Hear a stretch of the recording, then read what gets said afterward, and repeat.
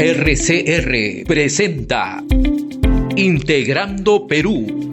Análisis, entrevistas y propuestas para contribuir al desarrollo del país. Con Jorge Luis Montero y Pedro Gamio.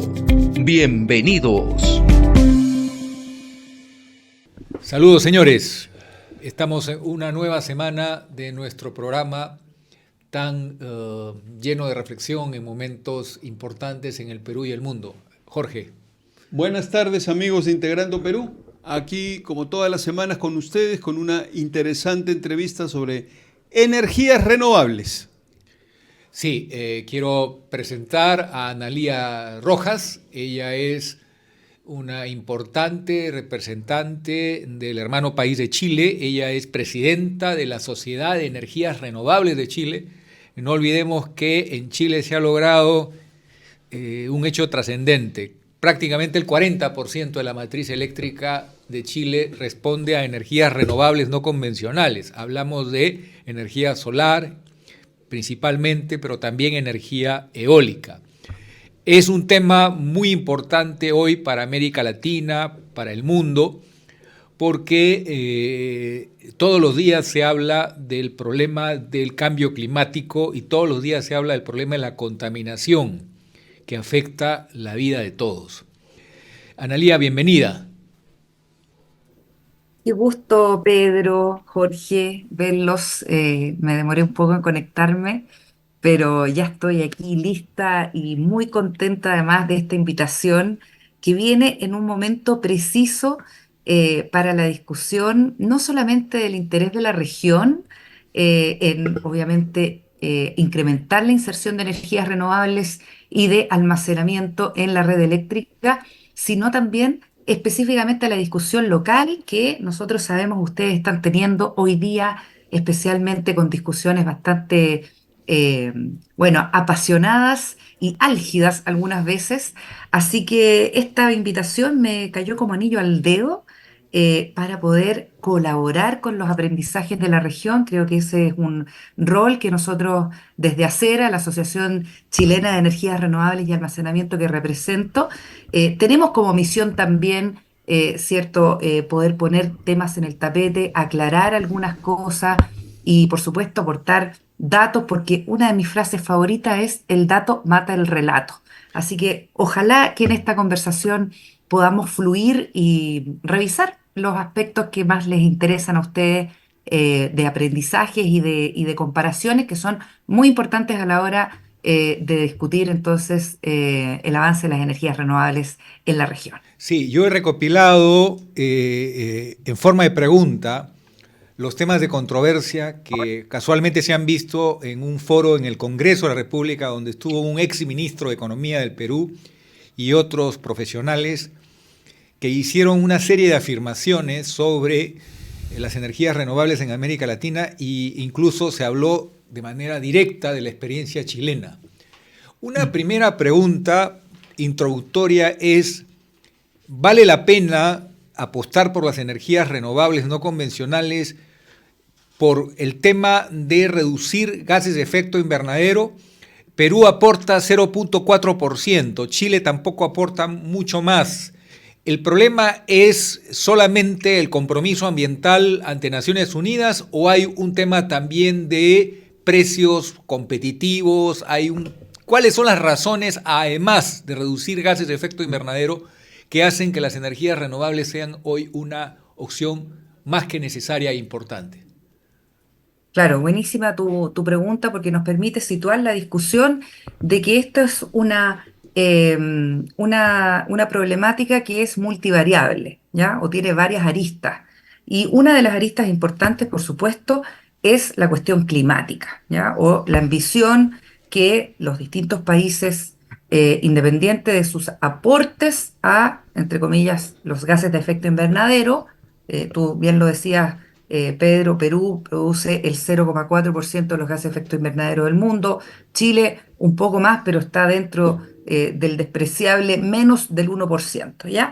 Entonces, la pregunta que tú me haces cae de cajón, porque evidentemente que no solamente es por una cuestión climática, de la cual nos tenemos que hacer responsables, por cierto, como las generaciones que somos las últimas en ser capaces de hacer cambios para efectivamente poder tener la continuidad de los ecosistemas tal cual nosotros los conocemos. Hay un error, ¿ah? Y lo quiero decir, en esto de vincular la contribución individual de un país en los gases de efecto invernadero y las consecuencias que tiene un país por los efectos climáticos o del cambio climático, ¿no? Perdónenme, pero en ninguna parte ha ocurrido que el cambio climático afecta a las naciones según la estadística de aporte, ¿cierto?, de gases de efecto invernadero. El cambio climático simplemente actúa y somos nosotros testigos de los embates que este tiene cuando hablamos de inundaciones, de desertificación, de aumentos de temperatura, de cambio de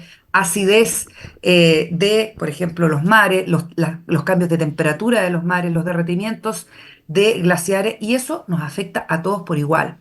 De hecho, Chile particularmente, de 10 riesgos que se identifican a propósito del cambio climático, por ser país costero, por ser un país que además tiene distintos ecosistemas, cumple con 7. Sería interesante entender cuántos de los riesgos climáticos, a propósito de la geografía específica del Perú, también tienen ustedes como riesgo de cumplir a propósito del efecto del cambio climático. Entonces es una muy mala relación eso de yo contribuyo en menos de un 1%, por lo tanto yo no me hago cargo del tema climático. Estamos, Pero, estamos, perdonando ese error, perdóname la interrupción, muy breve, estamos entre los 10 países más vulnerables. O exacto, sea, ¿ves? pagamos una cuenta enorme por los desastres naturales.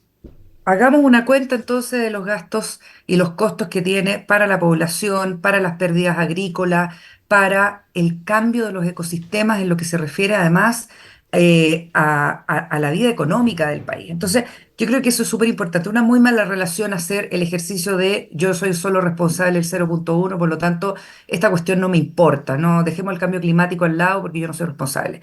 Pésima idea. Segunda, pésima idea o más bien omisión eh, que es que efectivamente las energías renovables en cualquier parte del mundo, al propósito de que cuando un país tiene recursos, tal como el Perú y Chile lo tienen, tanto en, por ejemplo, recurso eólico o recurso solar, van a tener efectivamente una disminución en sus costos de generación, pero sí es evidente.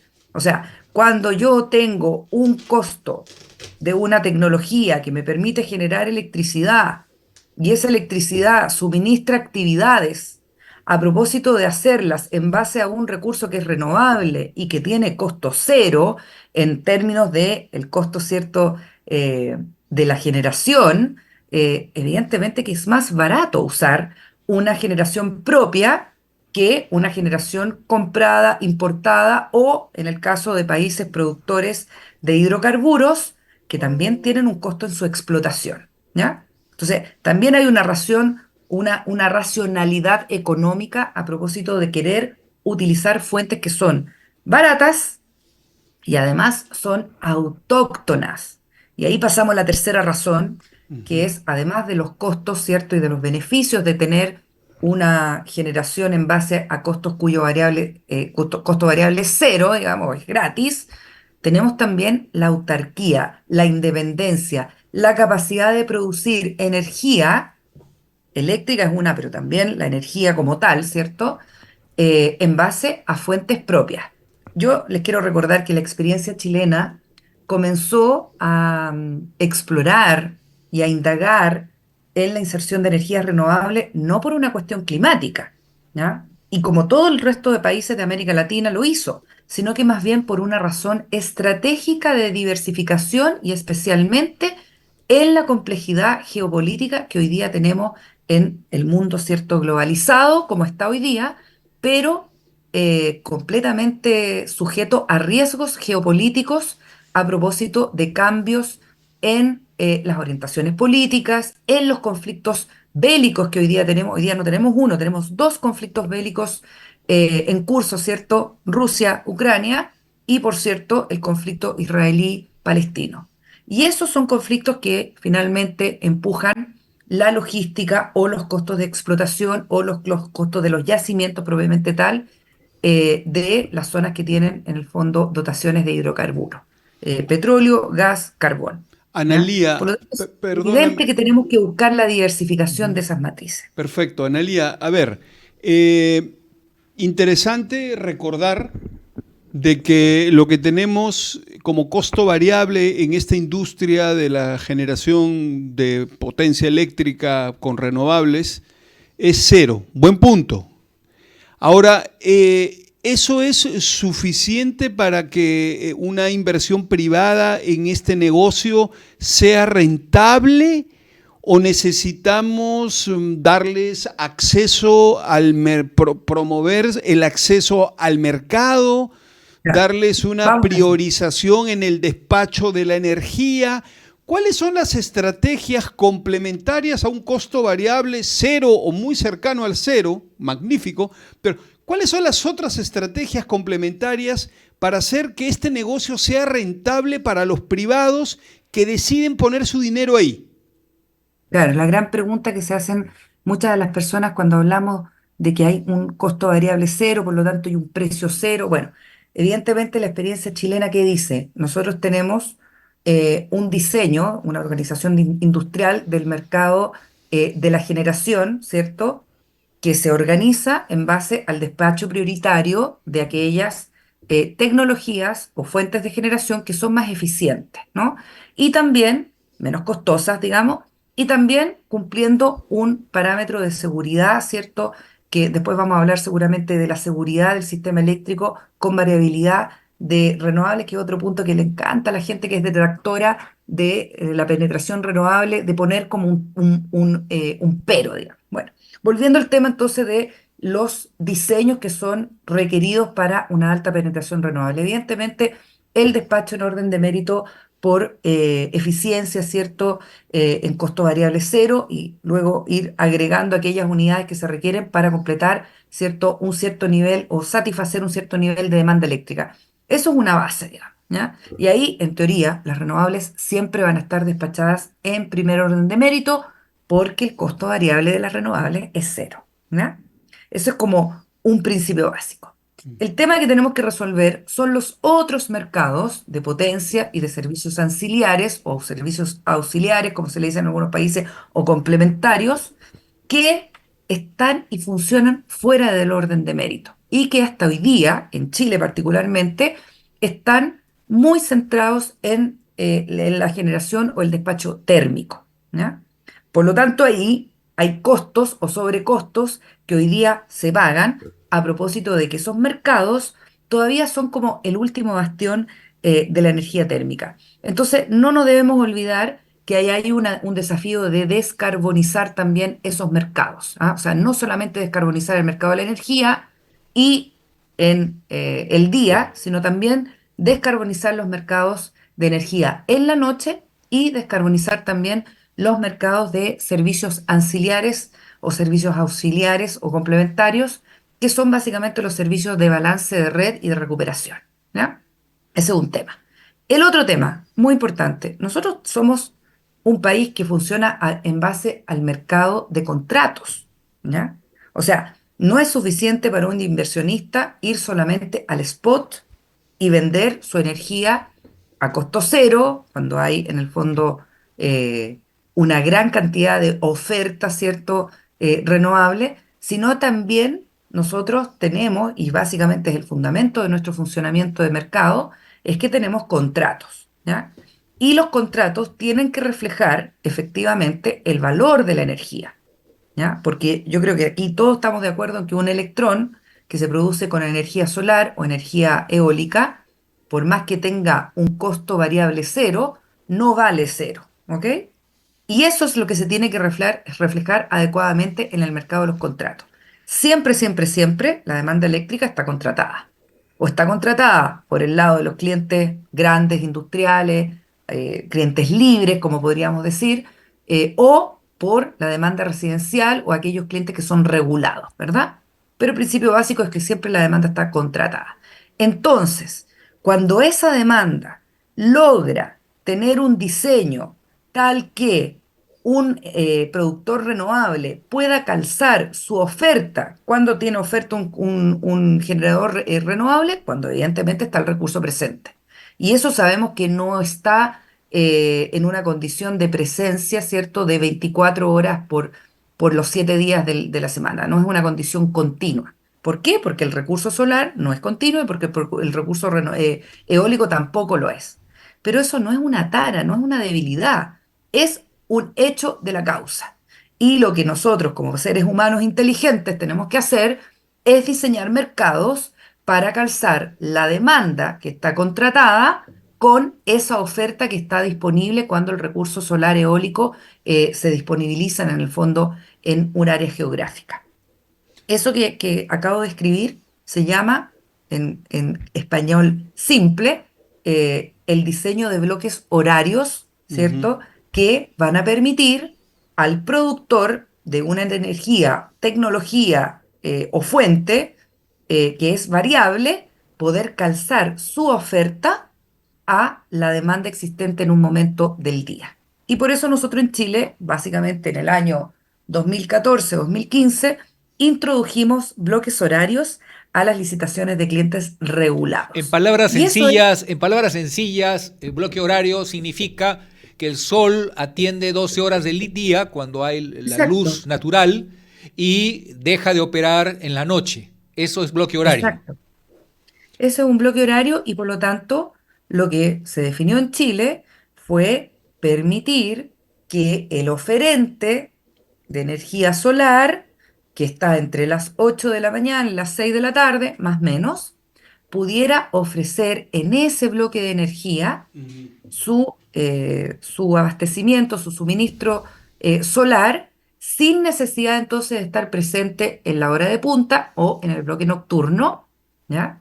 Y por lo tanto, eh, liberar al productor de energía renovable de tener que salir a comprar esa energía que es de otro productor, ¿no? Ganamos mediodía, es decir, 24 horas tiene un día, ganamos la mitad del día con una energía muy barata. Ese es el Exacto. concepto. Ahora, yo quería Y eso, hacerte una pregunta.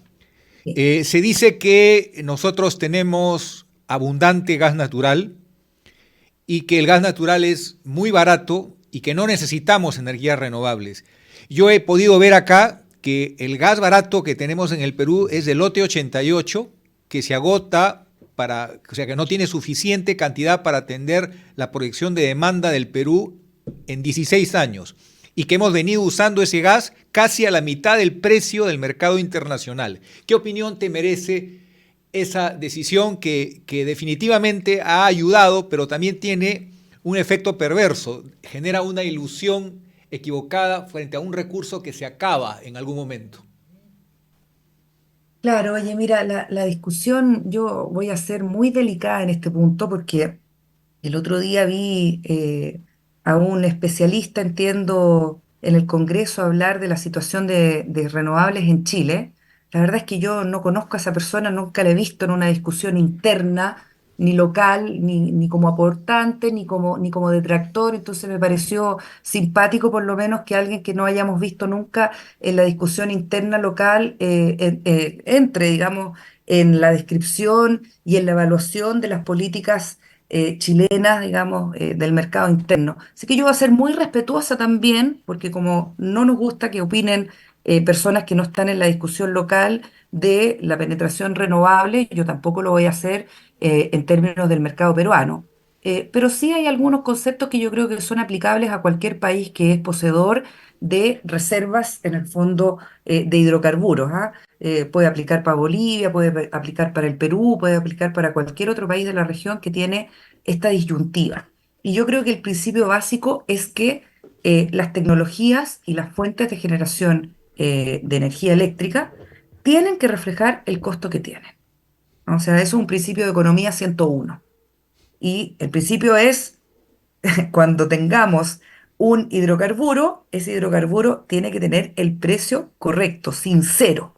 Por lo tanto, subsidiar una tarifa de un hidrocarburo para el consumo interno en algún momento se transforma en un problema porque, uno, o eso no refleja efectivamente el costo de operar, ¿cierto? Y explotar ese hidrocarburo con una pérdida consecuentemente para el Estado o para el propietario de esa fuente de hidrocarburo. Eso es el principio uno. Principio 2, se genera una distorsión en el valor del commodity, o en este caso del gas o de cualquier otro hidrocarburo, que por estar subvencionados, por estar subsidiados, no tiene un precio sincero que se puede exportar a un precio mayor. O sea, ustedes están teniendo una pérdida. ¿M? Porque evidentemente tener un precio sincero significa poder ponerse en el mercado internacional a un precio que es competitivo y que, dependiendo de la propiedad de ese hidrocarburo, ¿cierto?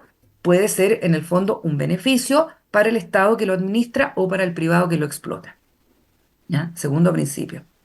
Y tercer principio, bueno, yo creo que está de perogrullo entender de que los costos que en el caso chileno hemos ahorrado por el hecho de tener hoy día un 41% de penetración de energías renovables no convencionales, más un 20% de penetración de hidroelectricidad convencional, o sea, nosotros tenemos una matriz no solamente limpia, sino también más barata en un 61% de esa participación que el caso contrafactual de haber tenido esa misma generación en términos de gigawatt hora año en base a hidrocarburos. O sea, el análisis correcto es entender qué hubiese pasado si no hubiéramos tenido este 41% de penetración renovable no convencional frente a lo que ya mencionábamos en la primera etapa de la conversación, los shocks de precio, por ejemplo, internacionales, hidrocarburos carísimos, ¿no? En el año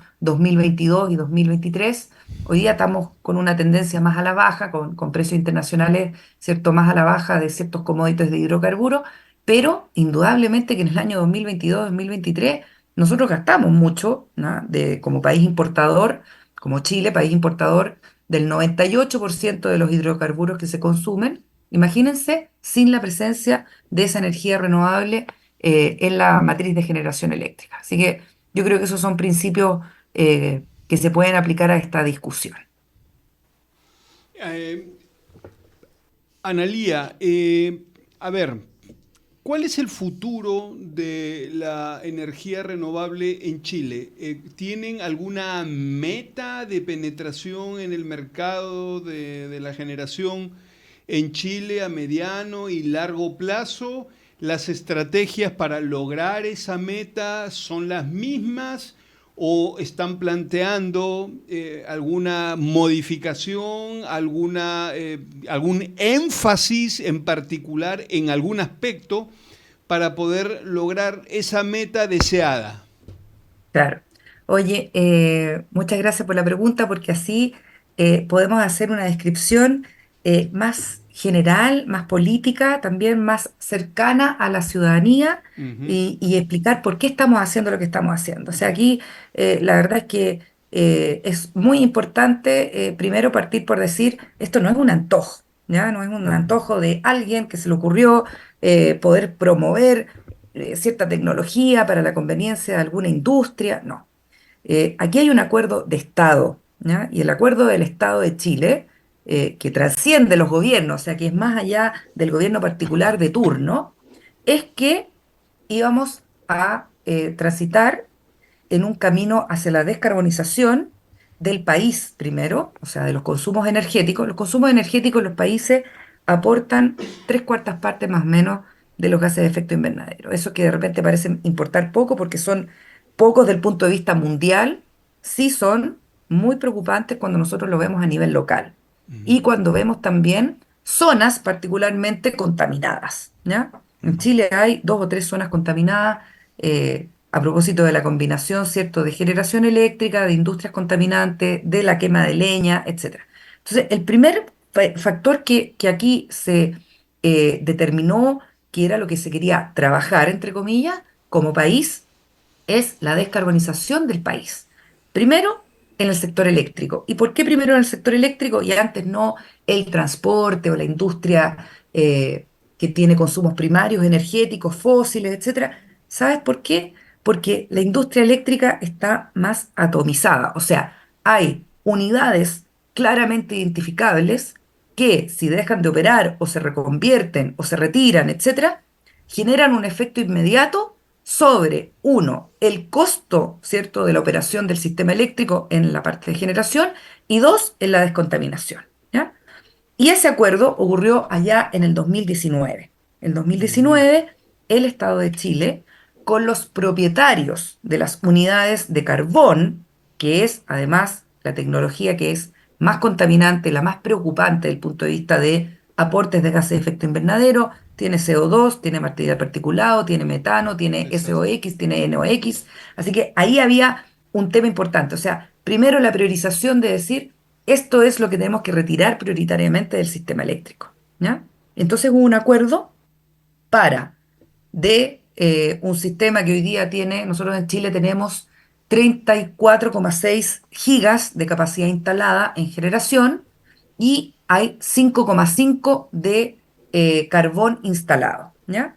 De eso a la fecha, desde el 2019 ahora, hemos sido capaces de retirar 1,6 gigas, ¿ya? De ese 5,5 de carbón que existían a la fecha del 2019 cuando se tomó el acuerdo y ojo con los propietarios de esas unidades de carbón. Por eso es tan relevante el ejemplo, ¿ya? Porque se hizo desde el convencimiento de los mismos propietarios del carbón que había que retirar las unidades. Y el plazo es al 2040, ¿ya? Al 2040 lo que queremos es retirar todas las unidades de carbón que existen en el sistema eléctrico nacional. A la fecha, como te digo, hemos retirado 1,6 de esos 5,5. Hay algunas unidades que tienen fecha de retiro muy claras antes del 2029. Al 2029 vamos a tener el 65% de esa capacidad de carbón retirada del sistema y el resto de las unidades tenemos que ponernos de acuerdo para poder entender cuándo y antes del 2040 van a retirarse ese resto de unidades. Entonces, es un tremendo ejemplo de política pública-privada en donde el Estado y los privados lograron hacer un acuerdo, ¿cierto?, de retiro del carbón. Analía, Por otro lado, permíteme, tenemos permíteme sí, una pregunta puntual, justo lo que estás diciendo. ¿Cuál es la relación entre producir más electricidad con energías renovables como el sol y el viento y el transporte, por ejemplo? ¿El transporte tiene vinculación con la matriz eléctrica? ¿Cómo es que esto se da? el transporte de... El transporte de personas, el transporte de Ya, carga. ok, ¿Por qué es importante claro, cambiar porque la matriz eléctrica y cómo favorece al transporte que lo usa todo el mundo? claro, perfecto. Sí, eso es un gran tema de discusión y además no solamente de Chile o del Perú, es un tema mundial.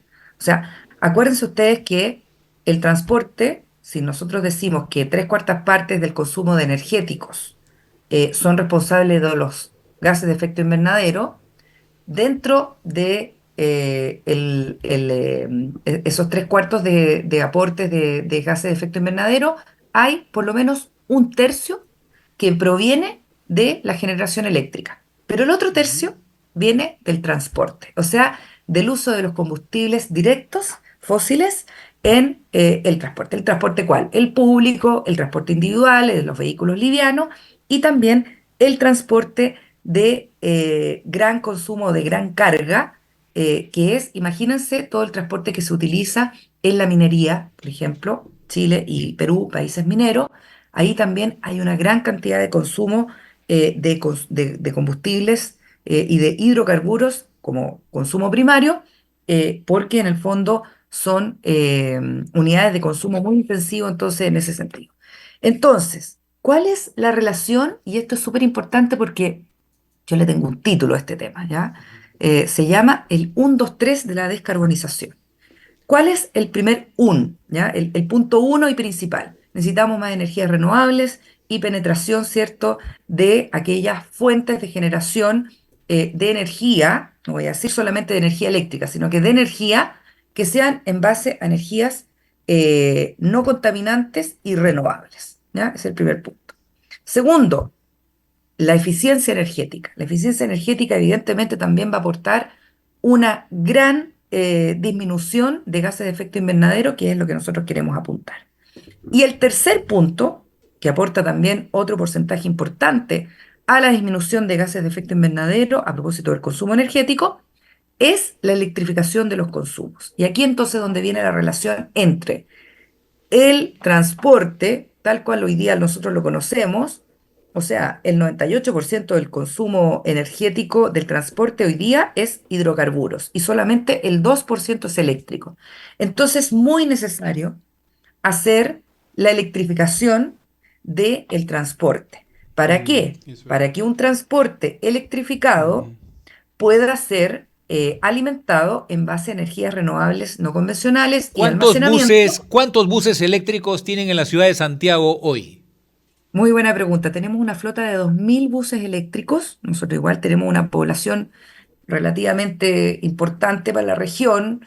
No somos de los países más poblados, pero tampoco somos un país tan chico en términos de población. Tenemos 19,4 millones de habitantes y en Santiago habemos 7 millones. ¿Cuántas Y líneas por lo tiene el tanto, transporte, el metro de Santiago? el metro en este momento tiene 5 líneas Es y por lo eléctrico. tanto ese es eléctrico. Entonces es muy importante ir electrificando no solamente el metro que ya existe y añadiendo más líneas, sino también electrificar en lo más que se pueda el transporte público, los buses y también la electrificación de los vehículos livianos. O sea, que el transporte, el tuyo, Pedro, el mío, el de Jorge, nosotros migremos hacia vehículos Eléctrico. eléctricos, ¿cierto?, lo más rápido posible. Y para eso es muy necesario entonces hacer una planificación de la red Ajá, urbana de distribución eléctrica claro. más resiliente, más fuerte, porque necesitamos también tener una red fuerte, o sea, una red que en el fondo permita, imagínate la carga de 2.000 vehículos o 2.000 buses que al mismo tiempo a lo mejor puedan cargar sus baterías, ¿cierto?, en términos de esta transformación del transporte. Así que todo eso está vinculado. Mira, con el 1, 2, 3 que le acabo de decir, más renovable, más eficiencia energética y más electrificación de los consumos, tú atacas el 70% de la problemática de la disminución de gases de efecto invernadero. ¿Ah? Eso es estadística que dice IRENA, por cierto, la Agencia Internacional de Energías Renovables, que aporta además muchísima visión y muchísimos datos a la problemática de reducción de Pero emisiones también mejoras el aire que respiras y también poco a poco absolutamente. abaratas el costo de la electricidad, ¿cierto? Por supuesto. Y mira, se habló mucho, el señor que hizo la presentación, que ustedes ahí me convidaron, esa presentación, Gomero, ¿no? Dijo a propósito de los costos sistémicos. Él hizo una cosa inteligente cuando uno quiere transformarse, digamos, no precisamente en un promotor de las energías renovables, sino también en un detractor más bien. Hizo un cherry picking de temas que hoy día efectivamente son complejos en un mercado que tiene una transformación del nivel que tiene Chile. Nosotros, repito, 41% de penetración de energías renovables, en algunas horas tenemos 75% de participación horaria de energía renovable no convencional y, insisto, cuando le agregas el aporte hidroeléctrico, que nosotros seguimos más o menos entre el 18 y el 20%, 20%, sí. claro, podemos A- llegar a tener una Ana, matriz en algunas horas del 90% Analía, descarbonizada. Analía, quisiera detenernos un poquito porque vamos rápido con el tema. Aquí tú y Pedro son expertos en estos asuntos, pero de repente no todos los que nos escuchan, digamos, están ahí ubicados en el asunto. Quisiera preguntarte sobre la eficiencia energética. Has Está. mencionado eficiencia energética. Entonces, a ver, cuando hablamos de eficiencia energética, hablamos de nuevas tecnologías para la captura, el transporte y la conservación de la energía. Hablamos de nuevos materiales, tierras raras. Hablamos de qué estamos hablando cuando enfatizamos lo que tú bien has indicado. Es un elemento sustancial para cualquier proceso de descarbonización, es la eficiencia energética. Pero en concreto, ¿a qué nos referimos con eso? Perfecto. Mira, las medidas de eficiencia energética tienen que ver con cualquier proceso en el fondo que nos permita consumir la misma cantidad de energía, pero con un menor esfuerzo en la parte, ¿cierto?, de la generación, o por contrario, consumir o generar en el fondo menos energía para un mismo nivel de confort, vamos a decirlo, ¿ya?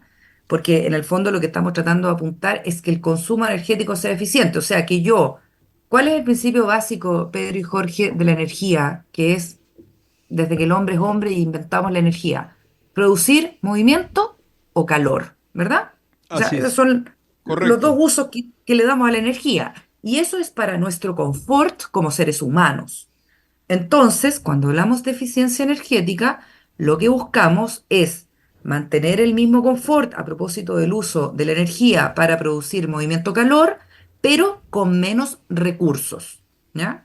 Y que esa utilización de recursos, o esa menor utilización de recursos, sea efectivamente también conveniente, o sea, que no tengamos un costo adicional por el hecho de cumplir con este principio de eficiencia energética. Ahora, el principio de eficiencia energética, fíjate que está bastante hoy día eh, como en la cabeza de las personas, ¿no? O sea, Ujú. no hay nadie que diga, no, mira, yo persigo la ineficiencia, ¿no? O sea, todos queremos ser eficientes, queremos optimizar este consumo energético.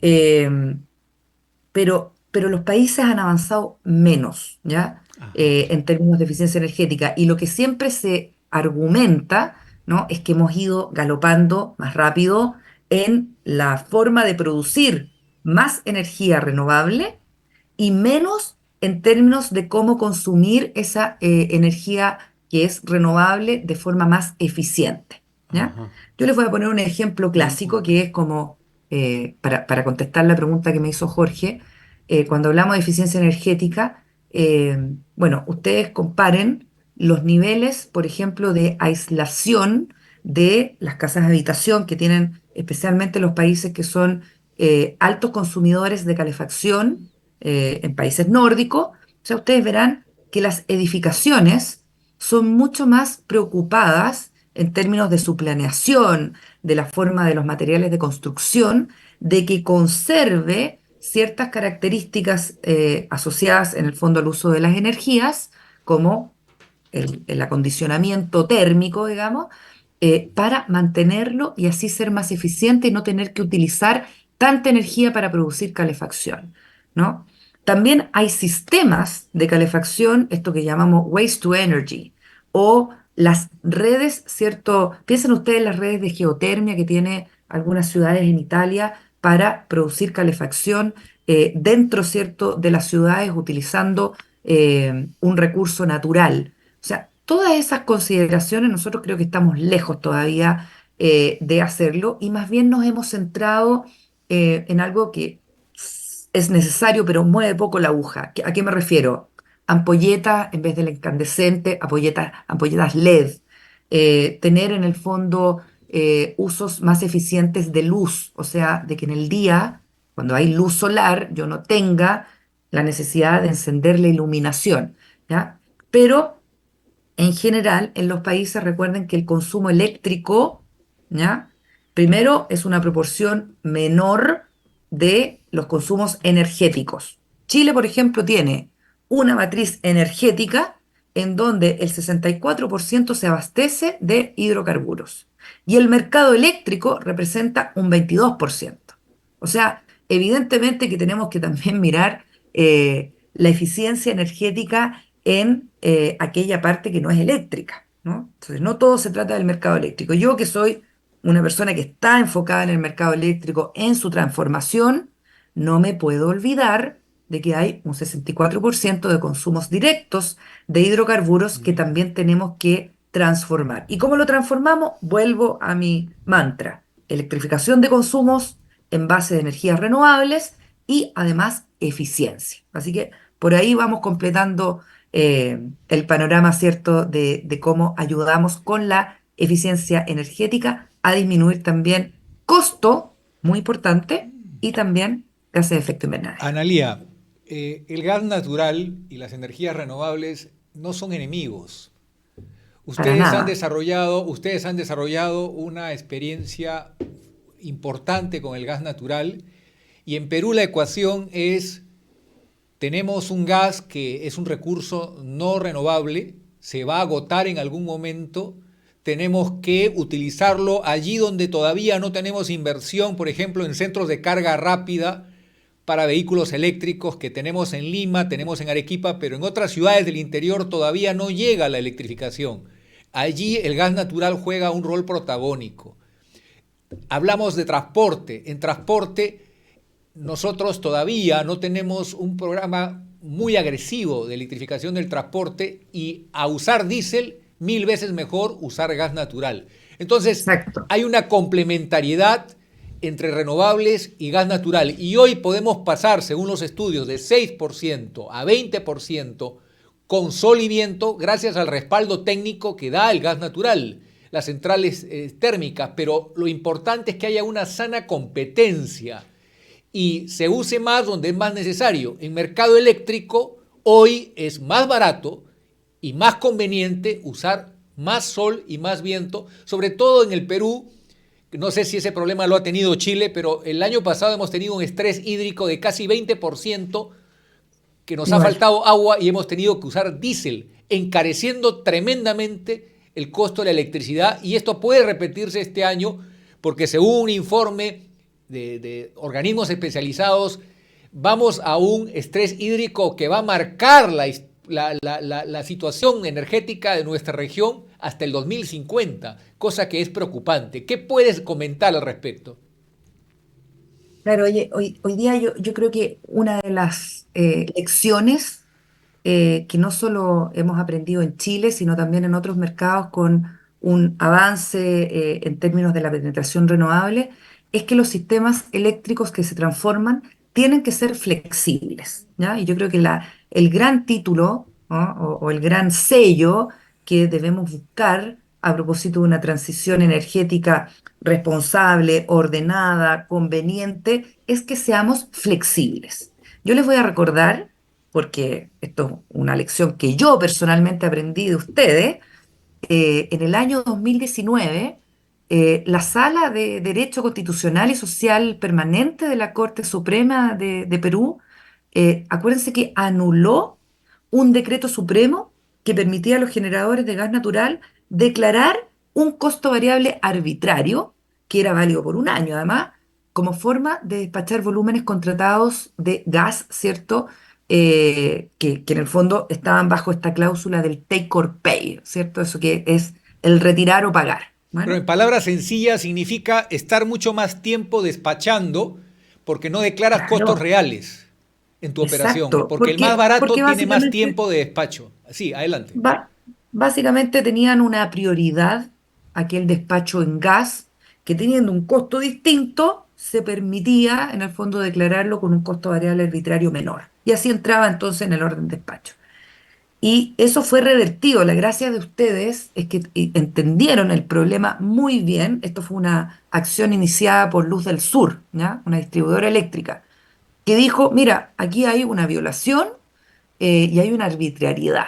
No hay igualdad de trato, por lo tanto, nosotros queremos generación a mínimo costo, ¿no? Y no a un costo que en el fondo está desinflado a propósito de un mecanismo, digamos, una arbitrariedad. Entonces, ¿qué lección aprendimos con eso? En Chile también ocurría al mismo tiempo esto que llamamos el gas inflexible, ¿no? Que era un despacho forzoso de gas que también desestimaba o empujaba hacia afuera las renovables y, por lo tanto, se gasificaba en el fondo el mercado de la generación. Entonces, ¿cuál es la lección de eso? Primero, que el gas tiene que convivir con las renovables todo lo que se pueda, pero que sea flexible. O sea, que cuando hay espacio para despacho de renovables, las renovables no pueden quedar fuera a propósito de restricciones de transmisión o restricciones de demanda, una cantidad pequeña de demanda. Nosotros tenemos que siempre priorizar el despacho de renovables. Cuando hay necesidades de un otorgarle seguridad al sistema, que en el fondo lo otorgan las máquinas rotatorias, ¿cierto? Mecánicas, que están hoy día súper asociadas a hidrocarburos todavía, entonces tenemos que hacer que esas máquinas funcionen con el combustible que es más barato. ¿Y cuál es el más barato en este momento? A propósito de los mercados internacionales, hoy día el gas, ¿no? El gas porque además es menos contaminante. el gas no tiene primero la mitad del CO2 que tiene el carbón y además no tiene material particulado, no tiene SOx y evidentemente tiene un costo entonces en ese sentido social menor que el del carbón, ¿ok? Y del diésel, por supuesto. Entonces, varias lecciones. Flexibilidad, todas las renovables que se puedan, cuando no hay renovables, porque la intermitencia de ella, entonces tenemos que hacer despachos eficientes de gas flexible, pero cuando vuelve en el fondo a aparecer el recurso renovable, esas máquinas de gas tienen que ser flexibles lo suficientemente posible para poder darle paso de nuevo al gas. Y hoy día la tecnología existe. O sea, si estamos hablando de impedimento, porque antes se decía mucho, no, mira, es que las máquinas térmicas, cuando ya alcanzan un cierto nivel, un mínimo técnico, no se pueden bajar porque si no, la máquina, la caldera se echa a perder para siempre. Hoy día existen dispositivos y hay varios fabricantes que tienen básicamente soluciones, ¿cierto?, para el mundo del gas que permite que las plantas se flexibilicen lo más posible para poder tener una adecuada convivencia y una relación, ¿cierto?, de complementariedad para cuando no hay renovables, podamos permitirle al gas, ¿cierto?, actuar. El Analía, gas, en todo caso, y un último punto que es sí, claro que sí. importante, como sabemos que no es eterno, porque eh, ninguna fuente, ¿cierto?, que no es renovable, por definición, es eterna, ¿ya? Y por lo tanto los yacimientos, tarde o temprano, piensen ustedes en un Perú a 50 años, ¿ya? O sea, si no hay más descubrimiento de pozos nuevos y una explotación eficiente, usted y todos los mercados tienen que estar pensando en soluciones que no sean dependientes, ¿cierto?, de esa existencia o nueva existencia de yacimientos. Y por lo tanto, lo que yo auguro es que tarde o temprano tengamos que discutir el cambio de el gas como una fuente de generación y de aporte de seguridad y flexibilidad al sistema eléctrico, cualquiera sea, chileno, peruano, boliviano, etcétera, por baterías eléctricas. ¿Mm? Y las baterías eléctricas tienen condiciones, hoy día también la tecnología y por suerte la ciencia probadísimas, A ¿no?, eso iba. de que pueden aportar energía por el storage, potencia suficiente, respaldo, o sea que existan efectivamente una unidad que respalde el funcionamiento de un sistema eléctrico y todos aquellos servicios complementarios a la red para balancear rápidamente frente a alguna contingencia y los servicios de recuperación. Ese capítulo que se llama servicios complementarios, que como les digo, es el último bastión de la térmica. Analía, a ver, desde tu punto de vista y dentro de la profusa normatividad que probablemente Chile también tenga en estos temas de energías renovables, generaciones de energía, etcétera, etcétera, ¿cuál es la piedra angular en la normatividad chilena que te asegura que en el futuro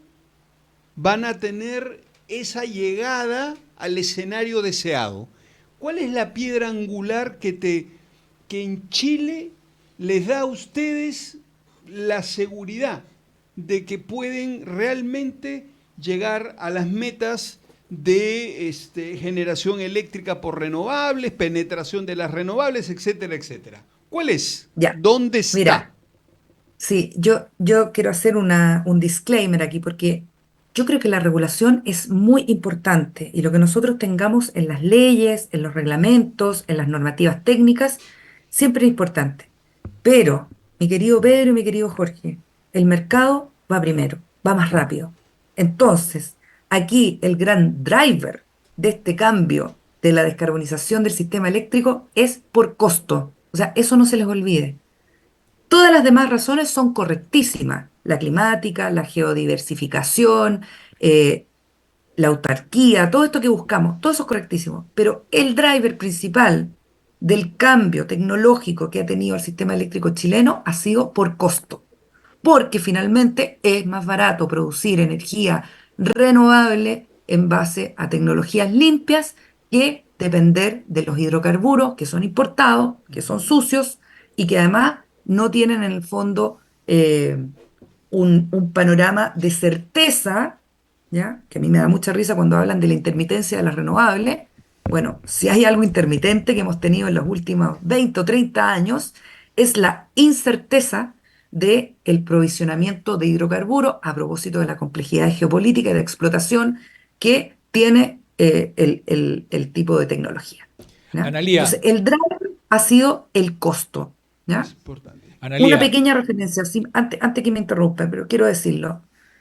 La baja en el costo de generación de la última licitación de clientes regulados, cuando no existían los bloques horarios, año 2014, promedio de esa licitación, $108 el megawatt hora.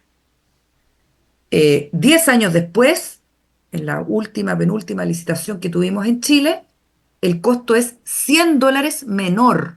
O sea, díganme, en 10 años, ¿qué otro mercado ha tenido una rebaja en su costo de $100 la unidad, cierto, de consumo, en este caso, 1 megawatt hora? ¿Ok? No hay otro mercado. muy claro, Y Analía. El tiempo se ha agotado, pero te quiero comprometer a un segundo capítulo donde vamos a conversar de hidrógeno verde, a ver si hay posibilidades de sumar esfuerzos entre los países de la Alianza del Pacífico. Sería verdaderamente importante. Muchas gracias por tu valioso tiempo y hagamos camino al andar en nombre de la gran patria latinoamericana que tiene tantos problemas comunes. Muchas gracias. Muchas gracias, Analía, por estar con nosotros en Integrando Perú. Seguiremos conversando contigo porque el tema es importante y tenemos que aprovechar lo mucho que sabes de todo esto. Gracias, Analía. gracias a ustedes por la invitación. Muy contenta de haber estado en esta primera parte.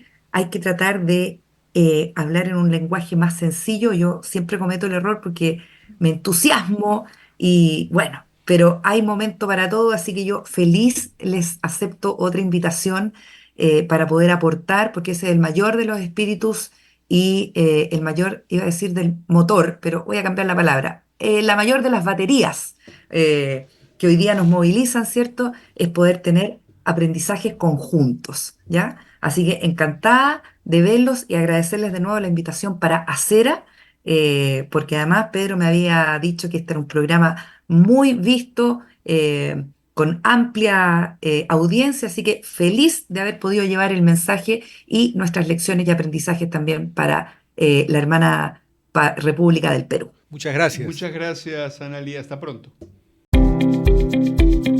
Hemos presentado Integrando Perú. Retornamos en nuestra próxima edición con más entrevistas y el análisis para contribuir al desarrollo de nuestro país.